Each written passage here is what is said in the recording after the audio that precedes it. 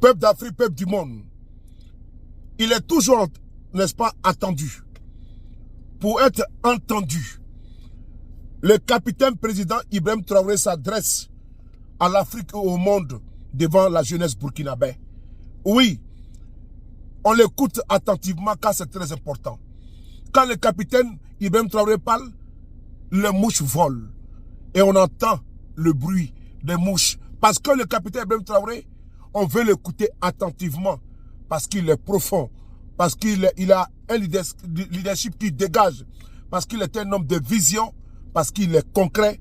Il est un homme pour le peuple, près du peuple et prêt pour le peuple. On écoute et on partage. Merci. Du Burkina, jeunesse d'Afrique. La jeunesse, cette phase de la vie où l'on a assez de force, assez d'énergie. La jeunesse, c'est l'époque où on n'a pas assez de temps. Nous devons profiter du temps qui nous est donné, utiliser l'énergie nécessaire pour atteindre nos objectifs, pour changer le monde, changer notre monde, changer le monde des autres, positivement. Les enfants souhaitent grandir pour être jeunes.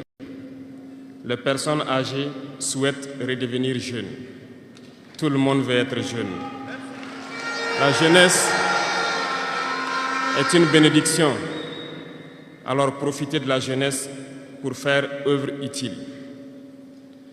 Voilà pourquoi quand je vois dans le thème choisi, les deux premiers mots nous interpellent. Intégration, sécurité. L'Afrique fait face à de nombreux défis. Et on doit se poser des questions. La jeunesse est-elle un atout ou un handicap pour le développement des nations? La réponse est simple et sans équivoque. Et vous la savez. Les pays développés ont pour la plupart une population vieillissante. Et actuellement, beaucoup de pays ont lancé des programmes pour rajeunir leur population. L'Afrique a cette chance d'avoir une population très jeune. Mais pourquoi l'Afrique n'est-elle pas développée? Nous devrions donc nous pencher sur la question de comprendre pourquoi l'Afrique a une population jeune et qu'elle n'est pas développée. Et que les pays qui se disent développés cherchent donc à rajeunir leur population.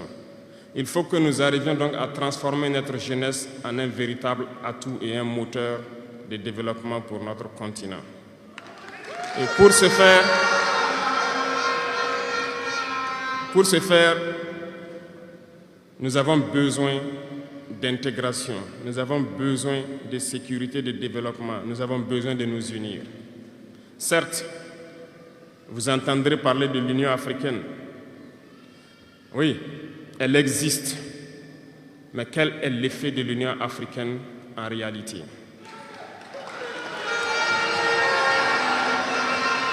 Nous ne pourrons pas parler d'intégration dans le thème et ne pas parler de l'Union africaine. Parce que c'est cette organisation qui devrait nous unir, créer l'intégration réelle. Mais nous sommes au regret de voir ces guerres qui persistent sur le continent africain, qui tuent des millions de jeunes, et que cette organisation, qui est à la tête d'États pourvus d'armées, n'arrive pas à s'organiser pour soutenir certains pays. L'union n'est pas juste un mot. L'union, c'est un symbole. Et nous, jeunes, devrions apprendre la leçon de cette situation pour nous unir, pour faire de l'intégration une réalité. J'ai été désagréablement surpris lorsque l'Éthiopie, qui abrite donc le siège de l'Union africaine, vivait un conflit. Et quand j'ai vu le Premier ministre se mettre en treillis et annoncer fermer l'université à Addis Abeba pour faire face à la menace, je n'ai pas vu l'action de l'Union africaine pour protéger ces sièges. Les États occidentaux, pour la plupart, voyaient Addis Abeba tomber, ont plié bagages et partir. L'Éthiopie s'est battue, a trouvé une solution interne et vit plus ou moins en paix aujourd'hui. Les enfants du Congo meurent depuis des années. Plusieurs autres conflits, tels au Soudan, existent sur le continent. Nous aurions aimé voir l'Union africaine générer les forces et toutes les stratégies nécessaires pour soutenir ces États pour qu'ils puissent retrouver la paix. Depuis près de 10 ans, le Sahel est le théâtre du terrorisme international. Mais nous ne voyons aucun soutien de ces organisations pour trouver une solution à ce problème.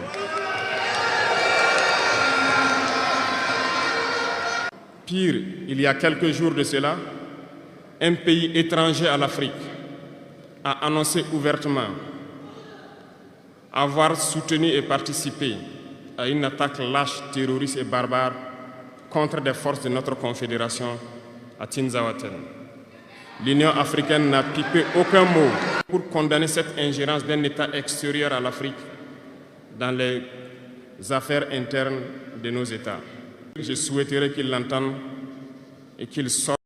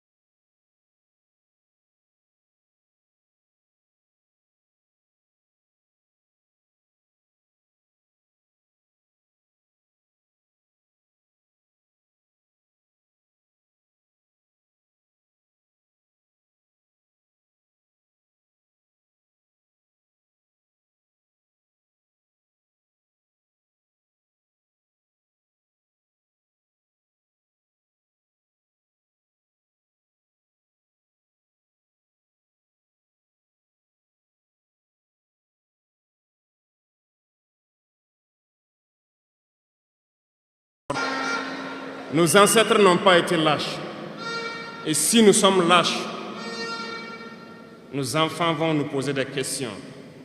Imaginez qu'au Burkina, nous refusions de nous battre et nous acceptons de nous soumettre, de vivre l'esclavage. Demain, nos enfants grandiront. Ils se poseront des questions. Nos parents ont-ils été des lâches pour nous laisser dans l'esclavage? Que nous soyons vivants ou morts, nous allons le ressentir. Le lâche a peur et les impérialistes ont compris, ils essaient de faire peur aux leaders pour que vous soyez des lâches. Parce que quand vous êtes un lâche, tous les autres vices peuvent naître.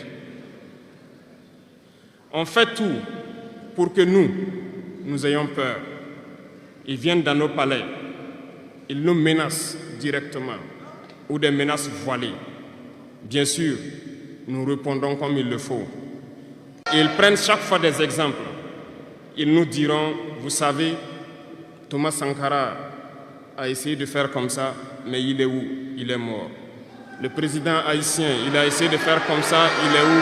Il est mort. Kadhafi a essayé comme ça, il est où? Il est mort. Voilà des propos qu'on nous tient de manière voilée pour nous faire peur. Et pire, nous voyons aussi souvent certains jeunes essayer d'emboîter le pas d'une autre manière. On peut les entendre dire « telle personne a régné ainsi, il est à la CPI. Telle personne a régné ainsi, il est en prison. » Tout ça pour essayer de nous faire peur, pour qu'on devienne des lâches. Mais je pense qu'ils n'ont pas compris quelque chose. Quand nous disons la patrie ou la mort, nous vaincrons, ce n'est pas qu'une phrase. Ça a tout son sens. Nous n'avons pas peur et nous n'aurons jamais peur. Nous continuerons notre lutte.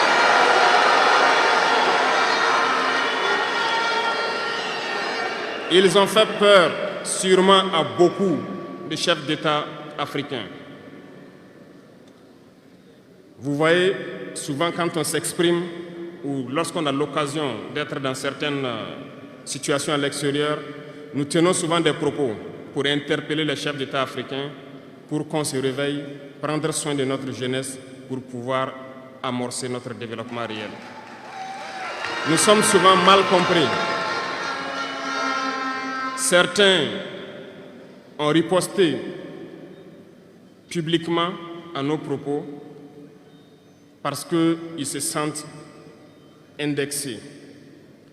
Mais je peux vous assurer, jeunesse, que lorsque nous nous retrouvons dans les couloirs, ces mêmes chefs d'État nous disent « Vous êtes sur la bonne voie, c'est ce qu'il faut faire pour que l'Afrique puisse s'en sortir. » Alors, nous leur posons des questions à savoir pourquoi vous ne faites pas comme nous, pourquoi vous ne nous accompagnez pas. Certains nous disent qu'ils ont les mains liées, certains nous disent qu'ils ne peuvent pas. Chers aînés, chefs d'État africains, du haut de cette tribune, donc, je souhaiterais dire que les peuples africains sont les peuples les plus pacifiques. Lorsque vous reconnaissez un tort, il faut le dire au peuple. Que nous n'ayons pas peur demain de sortir et dire au peuple « Nous nous excusons, nous avions été compromis, nous avons des biens mal acquis, on nous a compromis par plusieurs choses et que nous demandons pardon et nous revenons sur la bonne voie. » Et de commencer à travailler réellement pour l'indépendance de nos États et notre émancipation. Et je pense que c'est possible. Si nous restons dans cette posture de peur, nous serons lâches et l'histoire nous jugera. Nos enfants poseront des questions, nos petits-enfants poseront des questions. Nous sommes en train d'écrire l'histoire, il n'y a pas de place pour la lâcheté. Si nos ancêtres avaient été lâches, nous ne serions pas là. Souvenez-vous, je vous prends un exemple des peuples Bamileke et Bassa, je veux parler des Camerounais. L'Union des populations du Cameroun, qui depuis les années 50 a commencé une lutte implacable contre les colons. Mais ils ont été massacrés. Les armées coloniales françaises en son temps ont déversé des bataillons d'infanterie, des chars, des hélicoptères, ont anéanti des villages entiers. Les tortures les plus inhumaines ont eu lieu en cette période. Vous pourrez faire des recherches sur ce qu'ils appelaient la balançoire ou le bac à ciment. Des centaines de milliers de populations ont été décimées ainsi en Afrique parce qu'ils ont osé demander aux colons de quitter leurs terres. Ça a abouti à une guerre civile qui a duré plusieurs années. C'est pour dire que des gens ont osé, ont affronté à main nue les impérialistes pour que nous soyons là. Il n'y a pas de raison que nous ne puissions pas affronter les impérialistes pour que nos générations à venir puissent vivre. Il y a beaucoup d'exemples à travers l'Afrique d'hommes courageux qui ont refusé d'être lâches, qui ont combattu, qui ont fait face. Eh bien, soyons dignes de ces gens. Nous sommes leurs descendants et soyons dignes d'eux. Un lâche ne peut pas être digne. Ne soyons pas lâches, jeunesse africaine. Parce qu'un lâche est toujours un traître. Et ça va de pair. Ils essaieront de nous faire peur pour que nous soyons lâches. Et si nous sommes lâches, nous allons trahir. Il faut bannir la traîtrise de nos habitudes. Des Africains ont été traîtres pour que la traîtrise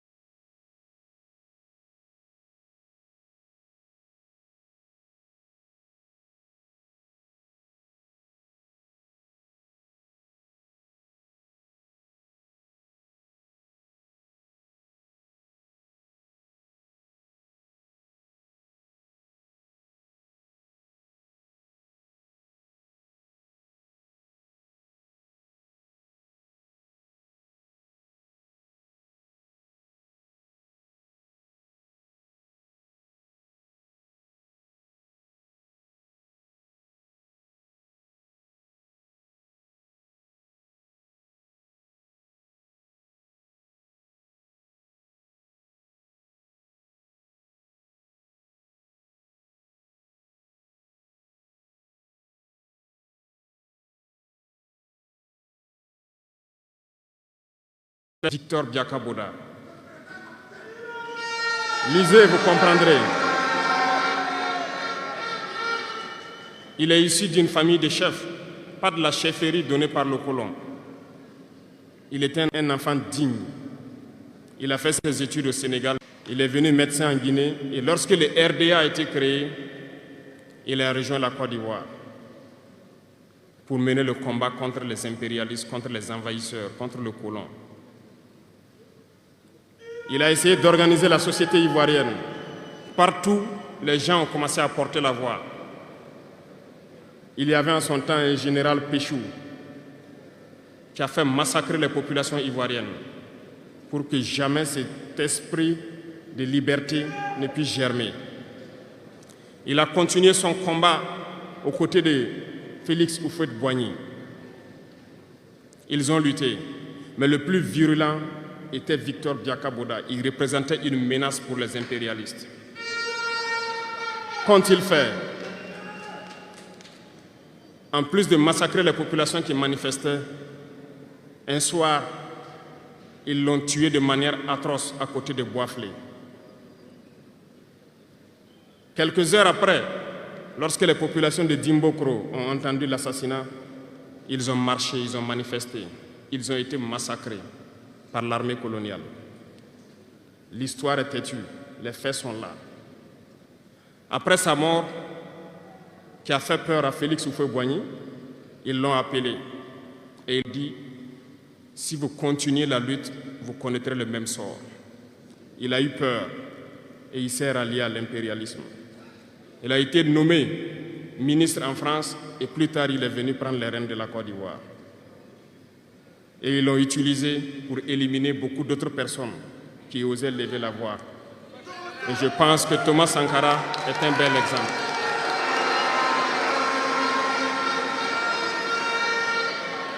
Si vous avez peur, vous serez lâche et vous serez traître. N'ayez jamais peur. La lutte doit continuer. Il y a beaucoup d'autres exemples à travers le monde. Et il y a ce phénomène qu'ils ont aussi utilisé depuis belle lurette et qu'ils continuent d'utiliser. Voyez-vous, certains individus, par exemple, se sont retrouvés dans d'autres pays et créé, soi-disant, un gouvernement parallèle au gouvernement du Mali. Vous avez entendu cette histoire. Ce n'est qu'une technique qui a existé dans le temps. Je vais vous prendre l'exemple de Ahmed Chalabi, l'Irak. Ce professeur de mathématiques qui a même été dans le gouvernement irakien a été récupéré par les impérialistes et il a formé ce semblant de gouvernement parallèle à l'Irak, aux États-Unis. Et on l'a utilisé pour être donc le mouton de sacrifice. Parce que c'est à lui qu'on a dit de prononcer publiquement que Saddam Hussein développait des armes de destruction massive. Et il l'a fait. Ils l'ont utilisé. Et cet alibi a été utilisé pour tuer des millions d'enfants en Irak et détruire l'Irak. Et vous savez quel a été le sort de Chalabi? Un soir, après une interview, dans l'interview, il disait même qu'il sait que la CIA est sur son dos. Quelques heures après, il a été retrouvé mort dans son lit, mort de crise cardiaque. Si vous trahissez, vous aurez des fins macabres.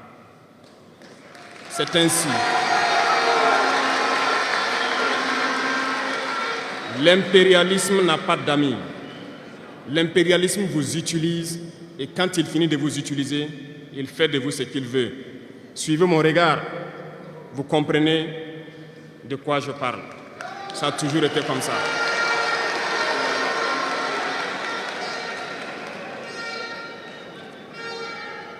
Le troisième vice, c'est l'incompétence. L'incompétence est un phénomène très dangereux qu'ils ont utilisé pour détruire la société africaine. Dans nos administrations, il y a beaucoup d'incompétence. Reconnaissons-le. Les incompétents ont beaucoup de place à côté de l'impérialisme. Parce que les incompétents peuvent plomber le développement d'un pays. Les incompétents peuvent vous amener à douter de vous. Les incompétents aiment la facilité. Les incompétents aiment tout pour eux seuls. Les incompétents n'aiment pas ceux qui sont compétents. Ils n'aiment pas ceux qui innovent, ceux qui cherchent. Les incompétents sont dangereux. Lorsque vous êtes éclairé, l'incompétent ne vous aime pas. Lorsque vous voulez innover, l'incompétent ne vous aime pas.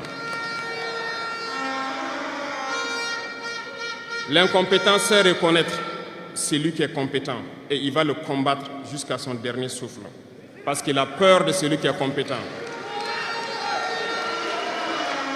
Cherchez la connaissance et travaillez dur pour être compétent. Bannissez l'incompétence. Parce que, à travers les distractions qu'on veut nous faire adopter, on devient incompétent. Je vous prends un exemple. Les réseaux sociaux sont les lieux de publication des informations aujourd'hui. Les gens s'informent à travers Internet et beaucoup de choses. Un jeune qui publie sur les réseaux sociaux un article sur sa ferme ou un projet agricole ou un projet scientifique, je suis jeune, je connais les termes, il n'aura pas peut-être 1000 vues. Mais un jeune qui publie sur des futilités, il a des millions de vues.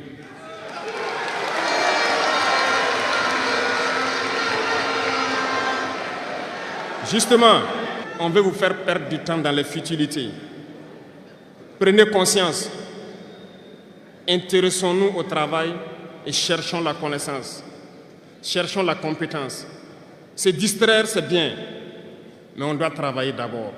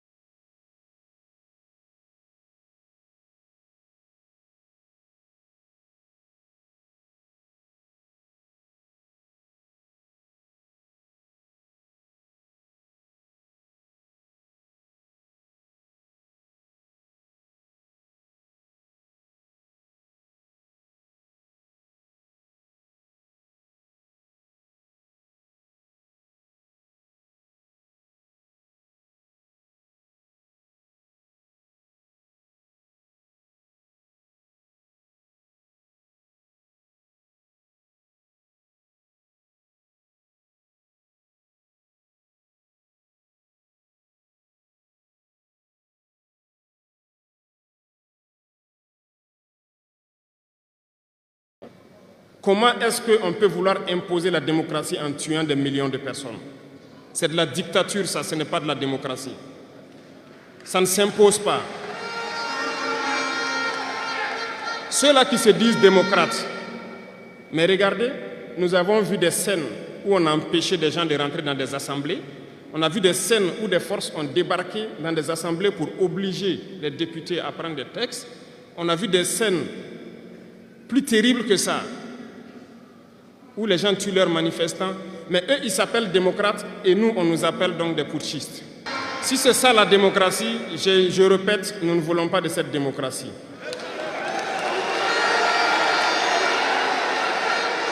Et quand vous voyez souvent les incompétents, ils ne cherchent pas à savoir quelle est la signification du mot démocratie en réalité. Ils s'accrochent juste à la définition qui lui a donné l'impérialisme et il se met à parler de démocratie sans réellement connaître le fondement. Ça, c'est de l'incompétence. Il faut chercher à connaître, avoir la connaissance, regarder le monde pour redéfinir la démocratie telle que nous le voulons en Afrique. Les incompétents se cachent derrière les libertés.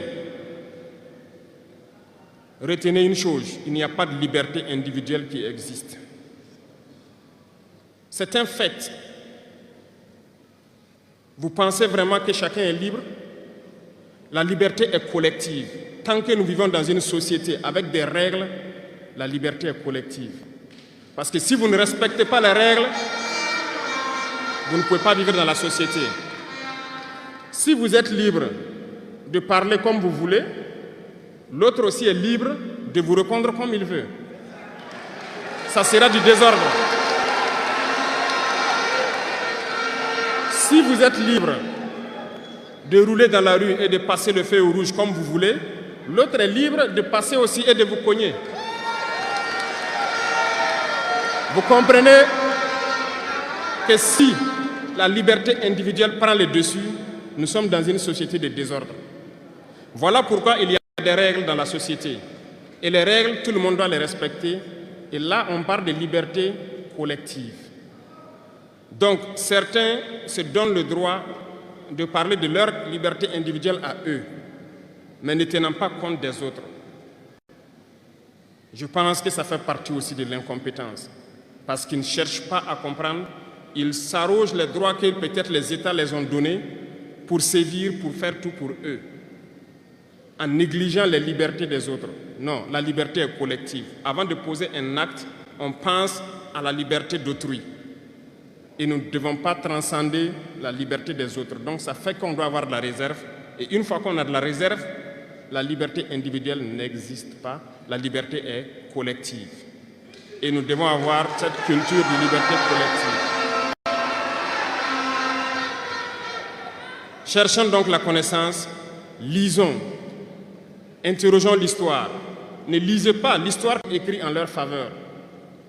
Cherchez la connaissance à travers plusieurs sources et vous comprendrez dans l'histoire qui s'est battu pour l'Afrique, comment nous devons nous battre pour continuer cette lutte de nos dévanciers. Et je ne terminerai pas mes propos sans faire un coup de gueule encore au volet de la communication. Parce que, comme je le dis, c'est l'arme fatale de l'impérialisme.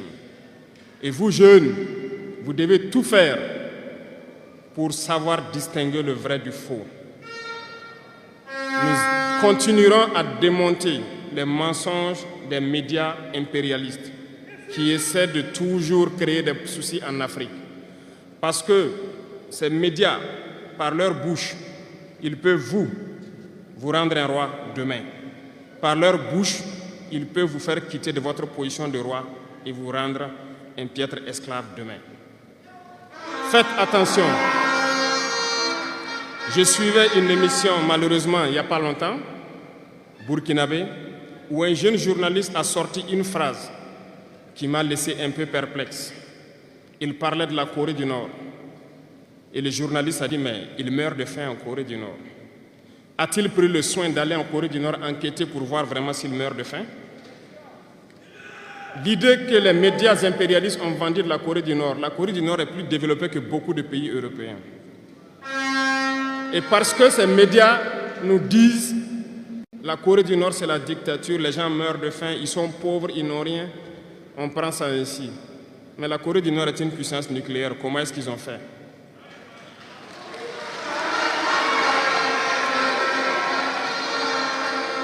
Faisons attention à la communication. Il ne faut pas suivre de manière aveugle ces médias menteurs qui ne cherchent qu'à diviser l'Afrique. C'est logique, ils se battent pour les intérêts de leur peuple. Et l'intérêt de leur peuple, c'est que l'Afrique soit divisée. Alors, jeunesse du Burkina, jeunesse d'Afrique, il faut qu'on s'unisse. Il faut bannir la lâcheté, il faut bannir l'incompétence, il faut bannir la traîtrise et tous les vices dans nos sociétés. Je vous invite à repartir encore lire, à se mettre au travail pour que l'Afrique que nous voulons, autosuffisante, soit une réalité.